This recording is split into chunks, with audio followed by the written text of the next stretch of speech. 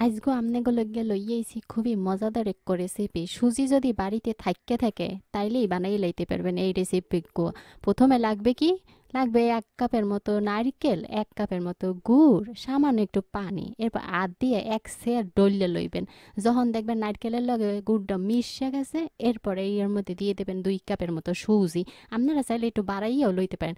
আর লবণ দিতে কিন্তু ভুললে যাইবেন না, কারণ লবণ হইছে গিয়ে যেকোনো খাবারের একটা প্রাণশক্তি। তারপর যখন দেখবেন এইটা মাখতে মাখতে এরকম একটু আড়াইল লইয়ে গেছে, এরপরে এই দিয়ে আপনারা চাইলে একটু গোল বড় ছোট মাঝারি সাইজের বলের মতো বানাইবেন।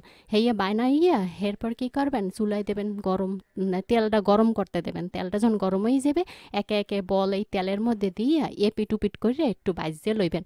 বাস, হইয়া যাইবে আপনাকে মজাদার সুজির বড়া।